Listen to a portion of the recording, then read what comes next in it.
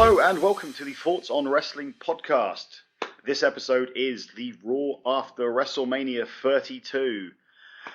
A lot to talk about, a lot to cover. 3 hours of wrestling, not all of it great, to be honest. Some amazing though. Let's get straight in. On a show without Lesnar, Triple H, Undertaker, Rock or Cena, who is really left to pop the crowd? Well, thankfully we've got some new debuts to keep us going, and we'll get to that as we go. Anyway, before we get too far ahead of myself, my name is Rob as always, and I'm joined by Dan. Dan, you're not feeling too great. You've had some dodgy food potentially, or maybe just the alcohol from the last couple of days has caught up with you. Like I said, this entire trip has now just caught up with me. So we're going to try and make this quick. Let's start off with the main show, with how it started. Vince McMahon comes out to some booze, as you could imagine, and he starts kind of promo, blah blah blah. Shane McMahon comes out and to a huge reaction, but he's only coming out to say goodbye and say thanks, which the crowd don't really want. But he gets a huge reaction. He gets a lot of big thank you Shane chants. You still got it chants. It looks like it's basically the WrestleMania storyline's wrapped up. He's ready to rock and roll home to his wife and kids, and we're going to return to normality. Apart from, Vince for some reason puts him in charge. Just out of nowhere, really, wasn't it? Done. It's like, oh, you know what? You're in charge. And then 10 minutes later, you see him getting in a limo, and he's heading off because he's expecting it to be such a disaster with Shane in charge that he needs to get out of there, and he doesn't want any responsibility. Well, unfortunately, Vince, the responsibility would still be on you because you left him in charge. And it's your company. And two, why did you just do this? Literally, you put your son through a Hell in a Cell match last night, and suddenly you're just going to give him, you can control Raw tonight. As for Shane controlling Raw, you didn't really notice anything, did you? Nope. It was just a regular Raw, to be honest. Other than this segment where he comes out on the ramp with Vince himself. I think we see him 2, maybe 3 times top in silent backstage segments where he's just talking to people and like shaking their hands and fist bump occasionally and stuff like that. So it's like he's not even there. The entire thing was almost pointless. You'd have thought he'd get involved somehow in like the main event or a twist. I mean, he books some matches. Moving on to the first match though, you've got the New Day against the League of Nations. The lads, Barrett and Sheamus versus Kofi Kingston and Big E. And as you'd expect, Dan, who won this match? We're considering the 50-50 booking that WWE like to do. League of Nations won last night. Who won today? New Day. The New Day won. Of course they did. Crowd were into the New Day, but that didn't stop them doing a Mexican wave throughout the match. Yeah, the match wasn't that great. The match wasn't that great. This was the match that where you started to think, oh, this is the post-Mania crowd. You get some Rocksteady chants, some Ninja Turtle chants, all aimed at Sheamus, and you think it's just going to be silly, but it doesn't really last that long. It's like the only match that really gets them, to be honest. New Day win, like Dan said. Sheamus, Del Rio, and Rusev kick Wade Barrett out. And he's the weakest link of their chain. And to be honest, he's probably thankful because it looks like the League of Nations are now entering a program with the Wyatt family, 2 teams who should be more over than they are, basically. Well, the Wyatts are over, to be fair. They're just booked terribly. And the League of Nations aren't particularly over, but they're also booked terribly. Yeah, I really couldn't care for these 2 teams, to be honest. They've been booked so badly that now I'm forced not to care. I mean, hilariously, both teams were crushed the night before by returning legends. Yeah. So it's almost like I said in the WrestleMania podcast review, you're shitting on your new stars, and then I'm going to care about them the next night when all the legends have gone home. Nope. Doesn't work. I don't care about it, which is cool. Summer Rae actually cut a promo, which was bizarre. Not the promo itself, just the fact that she talked. Not the person I'd personally send out to talk in front of a post-Mania crowd, but she did okay.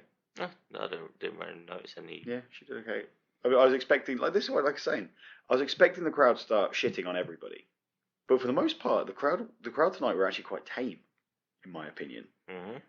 Apart from the first 2 hours, we'll say, it does pick up later on in the night. Surprisingly, as the show picks up. Funny that.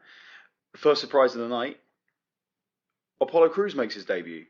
His Raw debut. Who's he facing?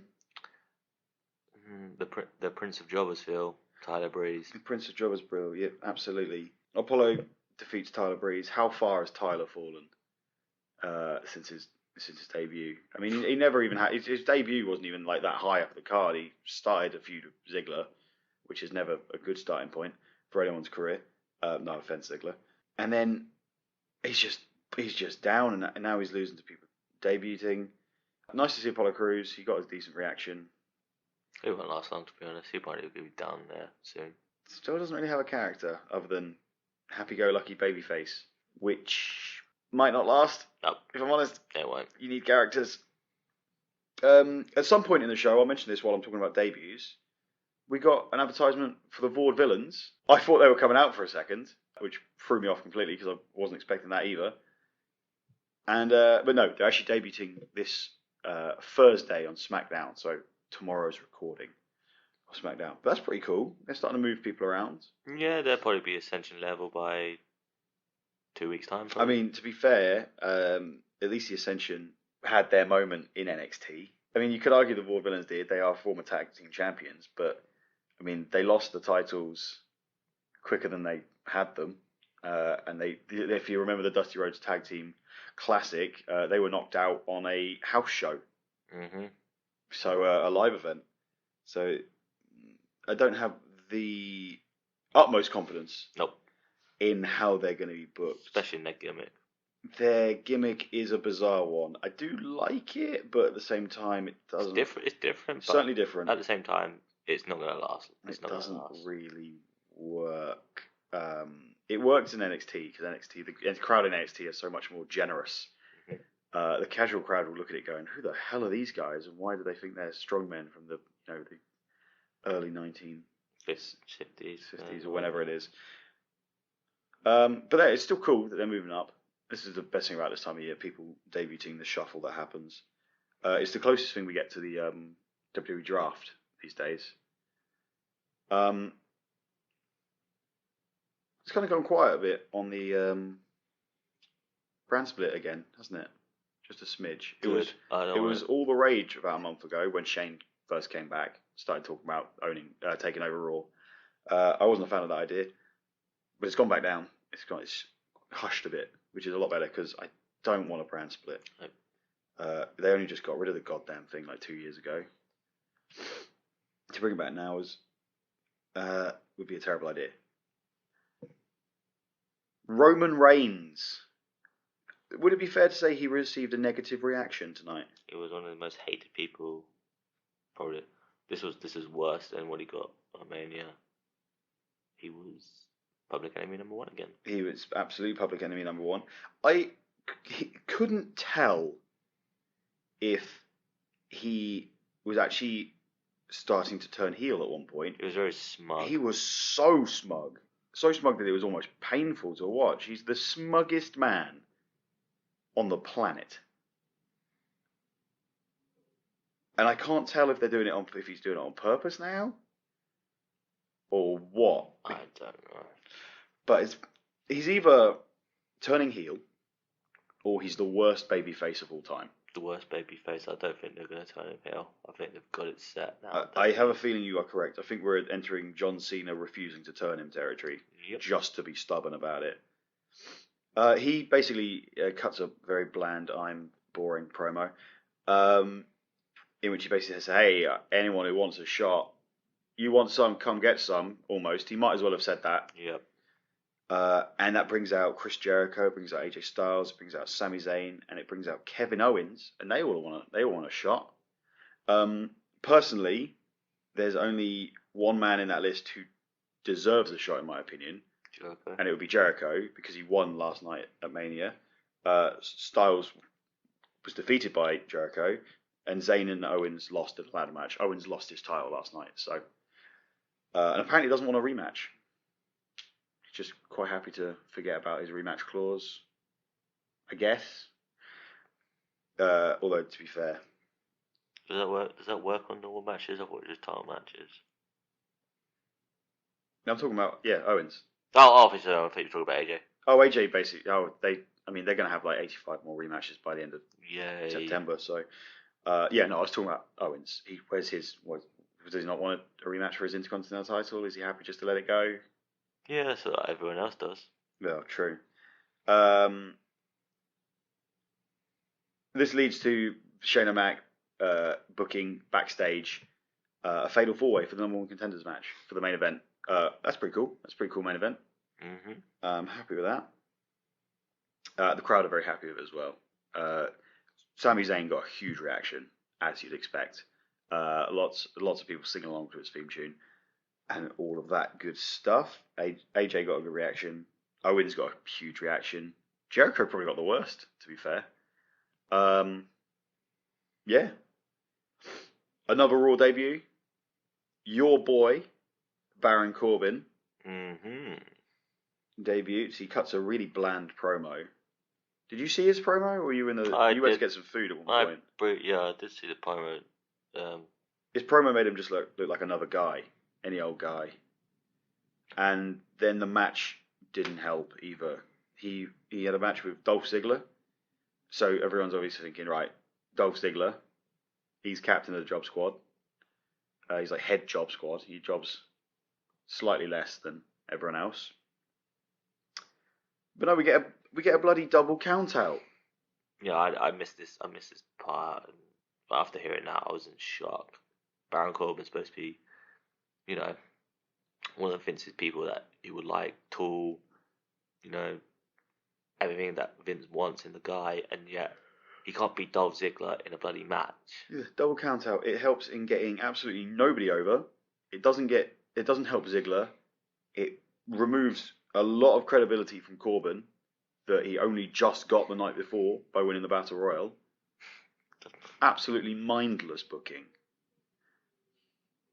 Personally, I would have booked Corbin to just squash somebody. I don't know, Jack Swagger, just off the top of my head. Yeah. Somebody like that. Quick, bish bash bosh, end of days.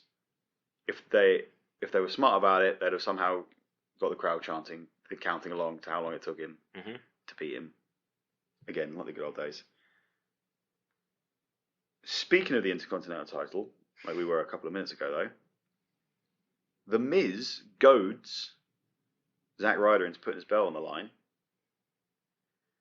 and Ryder loses. Yeah, it didn't happen. Yeah. Thing is, we knew it was going to happen, or we strongly thought it was going to happen, but we didn't. Well, I certainly didn't want it to happen. I wanted Ryder to be given a chance instead of it just being a throwaway WrestleMania surprise. Holy shit! They gave the belt to Zack Ryder at WrestleMania, and then take it off in the next night. So I'm pretty disappointed in that, if I'm honest. However, Maurice is back, so that's a plus. Meh. Yeah, she's hot, but I could go damn really. She's with the Miz. I couldn't give a damn really. Fair enough. There's Dan shitting on Maurice right there. I'm happy to see her back. She's okay. She was alright in the ring. Was she though? She was alright. She was one of the mildly better ones. I've seen, very good. We've got better ones there, so I'm like. Also, the picture they used was her from years ago in her ring gear. When they showed Zack Ryder's got a rematch on SmackDown for his title. He's not going to win. Don't get your hopes up. And it showed obviously Zack Ryder, the Miz, and then Maurice behind the Miz in the manager pose. And they used one of Maurice's old wrestling shots. But it doesn't necessarily mean she's back as a wrestler. She could just be a manager for a while to try and get Miz some heat. Although Miz generates heat. Doesn't really need it. Miz generates heat like an absolute machine. So I was happy to see it back though. I'm surprised about how you. No. I don't care for the match, to be honest. It was Zack Ryder and The Miz. What the hell gives it damn? You try and tell Anthony that. The Miz is one of his boys. I will tell Anthony that because he gives me shit for Baron Corbin. And he's a hypocrite because after that he started cheering for him last night. Well, Gotta cheer for you. Gotta cheer for. Moving on, as Dan stares off into the distance. The Women's Championship presentation. A formal presentation to Charlotte. We get some Bailey songs. 3 words. Sorry, not 3 words, but basically, where the fuck was Bailey? This should have been it. That's 5 words. 5 words. Still, where the fuck was she? Where was Brie Bella? For more importantly, I thought she was retiring tonight. That's what I thought. Or maybe she's just bowed down quietly, like the Undertaker. The Undertaker is not retired. You don't know? I'm telling you, the Undertaker is not retired. There's no way the Undertaker's retired. Kind of pointless, this segment, in honesty. I mean, the event, like, Charlotte goes on a rant about how great she is, effectively, and then they all leave. Paige was hilarious during the segment. She basically sat on the middle rope, bored the entire time. It was boring. To be fair, she probably had the same facial expression I had. And then Natalia, of all people, gets to the mic, and it looks like they're going to have another Natalia Charlotte match. I'm assuming on SmackDown, probably. Is it's not really big enough to be a. Surely they're not going to have it a Payback, Dan. I don't know.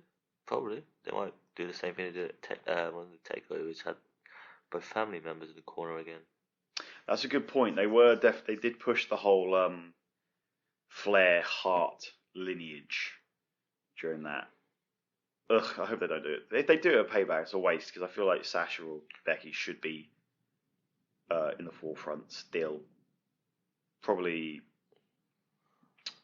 Sasha, as Becky technically tapped at WrestleMania.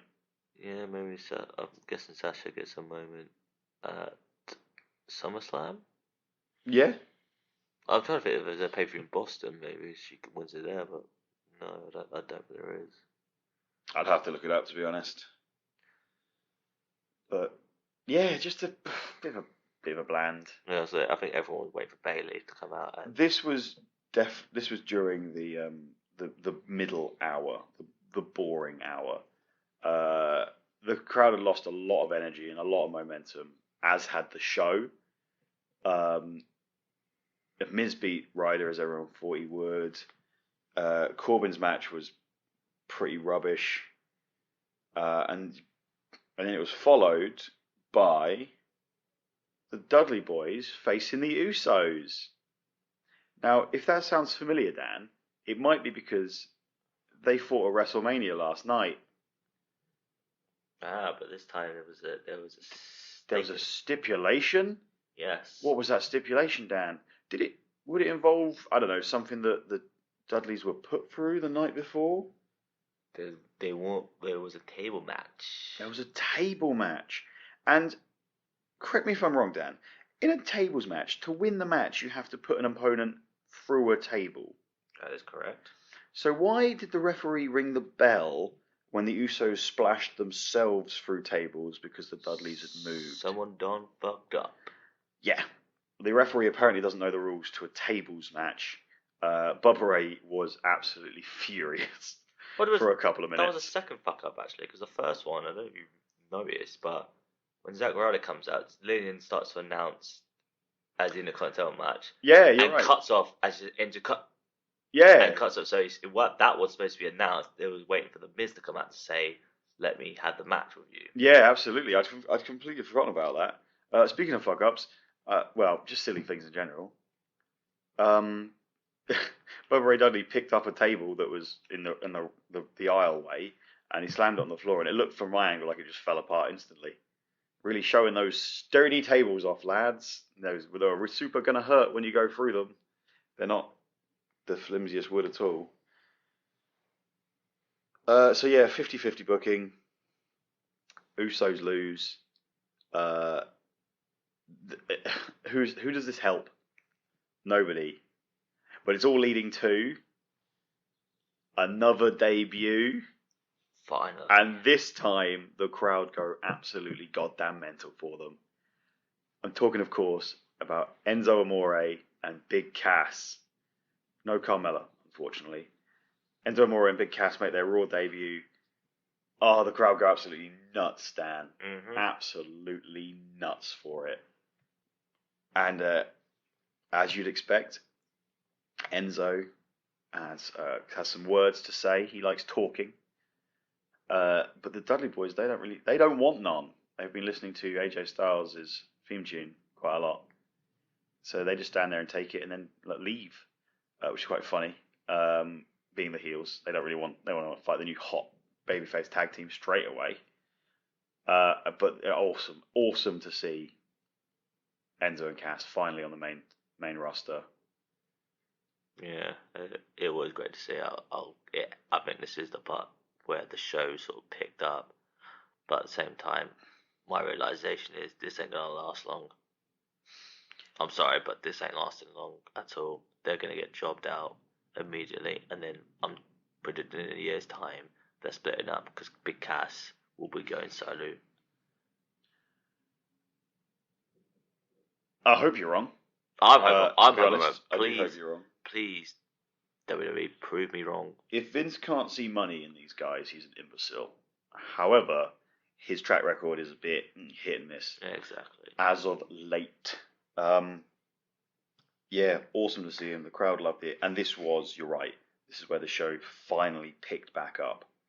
Because it hadn't been a terrible show by any means. It just hadn't been it was kind of just a nothing show. Like nothing interesting. It was plodding along.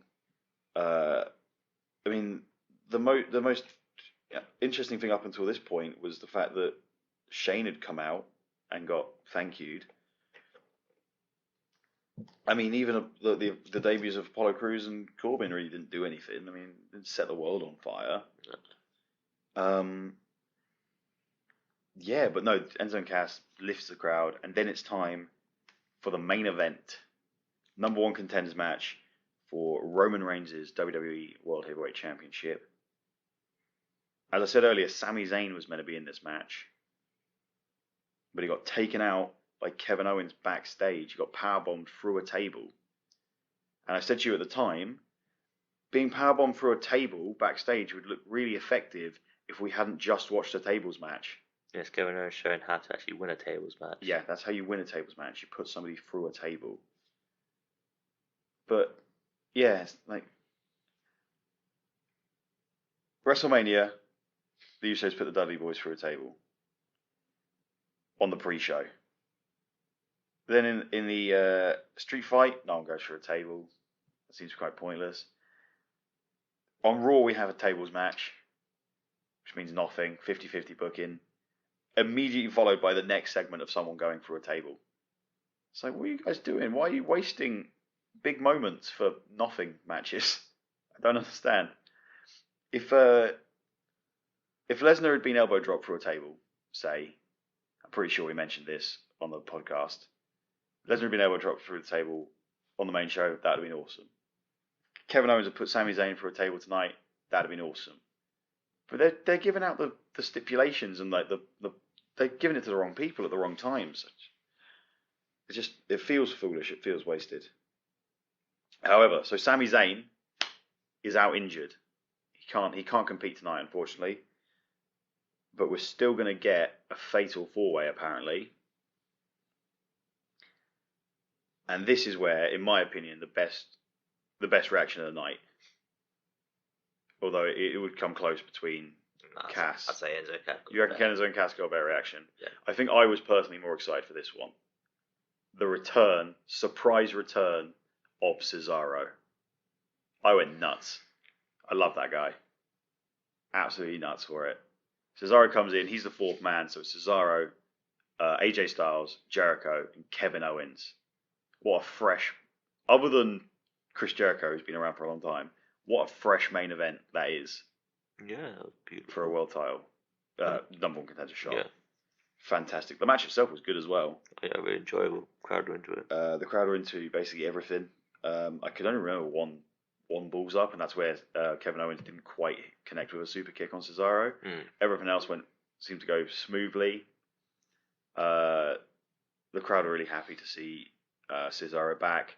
The crowd were really into, as always, they're into AJ. As always, they're into Kevin Owens. Jericho is doing his thing. Like I said earlier, he's probably the one who got the worst reaction. But then we get yet another case of 50-50 booking. AJ Styles gets the pin on Chris Jericho to win the match after a Styles clash. Why? I'm confused now. The night after WrestleMania, where Jericho kicked out of the Styles clash and won the match, we get effectively the reverse decision, but with other people contending. It doesn't make sense to me, but I'm not gonna hang on the negative. The positive, obviously, AJ Styles is the #1 contender for the World Heavyweight Championship, and this comes a day after you being concerned that he was going to get shat on because he lost his first Mania match. So you got to be pleased that he's still around and he hasn't just dropped. Well, that remains to be seen. This is Roman Reigns we're talking about here. He is going up against Roman Reigns, who is basically Cena. So it does look like it's a potential feeding moment to Roman Reigns. The real question is, of course, is AJ going to turn heel for this? I'm assuming it's going to be a longer feud than a one-match thing. I could be wrong, of course. It could just be a one-match payback before they start moving into the SummerSlam storylines. But if it is a more permanent thing, is AJ turning heel? I'd say that's more likely than Roman Reigns turning heel. Yeah. Although it really should be the other way around. Well, I don't know. Both should be. They need more heels. The plus side to AJ, yeah, he's so over at the moment. I mean, he's fresh. The plus side, though, to AJ turning heel, is it does leave room for a certain club to potentially join. I'm gutted we didn't get him tonight. I am too, in a way. I am too. But obviously, that could lead to Bullet Club joining up with AJ Styles. Because we're not quite sure. You've obviously got Balor Club, you've got Bullet Club. No one's quite sure what's going on. No one's quite sure if WWE have the rights to Bullet Club. People seem to think they do, but I haven't seen any confirmation. Not that I've really looked for it, if I'm completely honest. But that's a fresh-ish main event. AJ is going to be the fan favorite, obviously. Hopefully, it will lead to a Reigns heel turn. No. Hopefully, I'm not expecting it, but I want it. Just because it's the right thing to do. It is, but they don't do the right thing, so they put AJ here, which that also is the right thing to do. I mean, there is no wrong answer here at this point, but yeah, just if it's the way to win the Bullet, both Carl Anderson and Doc Anderson, I'm happy with that. I mean, I don't know whether it's best for them to put the belt on AJ now or make him lose, and then I don't know. It could be a case that he loses to Roman Reigns and then Bullet Club attack. He could lose maybe once or twice, which would be horrible to see, and then Bullet Club get involved, get the title on him. But I think whatever storyline involving AJ Styles near Roman Reigns will be wrapped up well before SummerSlam. I mean, people have been suggesting Bullet Club versus the Shield reunion. I mean, Seth will be back. Seth is close Dean's to returning. nothing else to do. I mean, Dean wasn't even on the show. He wasn't. There was no dark match after dark main event. That is, he wasn't on the show. He wasn't mentioned on the show. He may have been mentioned on commentary, but obviously I didn't hear it. Well, they showed that clip of Lesnar, the stills of Lesnar and Ambrose. Oh yeah, of course they did. Yeah, so they briefly mentioned that. But if Ambrose is indestructible as he says he is, he should have been on the show, surely. Yeah, Shane McMahon got stretchered off and can come back. I'm sure. With a fake black eye, bruised eye. But he's there. Kevin, I just remembered. Kevin Owens came out for the opening, the promo of Reigns, not the opening promo. And I'm pretty sure he wasn't limping. I think it was, actually. Was he? I'm going to have to watch it back. But when he came back out for the match, he had the most over-exaggerated Kevin Owens leap. You know the one he does where he drags his leg along the floor as if it's completely dead. I don't recall him having that. But I'm happy to be proved wrong. Overall, thoughts on the showdown before I wrap it up? It was okay. I wasn't. blown away by it. But last hour I thought was good. Yeah. And that's really the only hour that mattered, really. Yeah, I thought it was an okay show as well. Nothing amazing. A couple of big moments: Cesaro, Enzo, and Cass. A couple of moments that should have been bigger: Corbin and Apollo. It was kind of an average Raw. For a post WrestleMania Raw, it was kind of bland. And to be honest, so was the crowd. And you can argue that, they had their moments, but they got burnt out very quickly. And they died after the first 45 minutes and disappeared. They did come back. They were. I don't know. The most excitement they had all night was with a beach ball. Yes. And I don't know. It didn't feel like a normal post WrestleMania crowd. Maybe we've just been spoiled by the last few. I mean, thankfully we didn't have any, sexist chants this year. I think they finally realised that they need to stop. Sorry, not stop, but I think they've realised now this show now this is the one where the crowd hijacks. They need to do something about it to stop it happening. I mean, people still chanted anything they wanted. The announcers got their usual chants again. Our hotel got a chant. Yeah. The Jabba package the got a chant. The Sheraton got a lot of love during the show. Jabba package got a lot of love. It just I don't know. It felt like it was a bit of a bland show. The crowd weren't really too into it. What I mean by that is they did the usual quote unquote hijacking where they do the Mexican wave and they chant silly things. But I've seen worse. I've seen better. If you can call hijacking a show better. Personally, my favourite crowd will always be the sort of thing where you see at NXT London, where every chant is based on a character, and it kind of just adds this huge atmosphere, rather than just chanting stupid things for the sake of it. Apart from one guy behind us, I thought I really did like our section because there were a few Brits in the crowd, and they were quite funny in their chants. And I missed that out the weekend because where we were sitting, we didn't have anything like that apart from tonight. So I didn't mind the crowd. I thought the crowd was decent. Yeah. I don't know. I was expecting more, but then I can blame the show itself because it kind of just did meander for a long time and not really get anywhere until the final hour, which was awesome, undoubtedly. Well, yeah, absolutely. Shane McMahon being in charge, kind of pointless, to be honest. I'm curious to know where they're going to go with that. Hopefully somewhere, but I'm not expecting it. I keep expecting him just to disappear, and I thought we were going to see that tonight, but he's still around. In short, I think they've given me just enough reason to be hyped for Raw in London in a couple of weeks' time, which we'll be attending. And yeah, let us know what you thought about the show. If you want to read any reviews or on Raws, on SmackDowns, on WrestleManias, takeovers, anything like that, and films, music, books, whatever, you can visit www.thoughtsoneverything.co.uk and you can read some of our nonsense posts there. Our next pay-per-view review will be WWE Payback, and we'll see you then. Thanks very much. Bye-bye.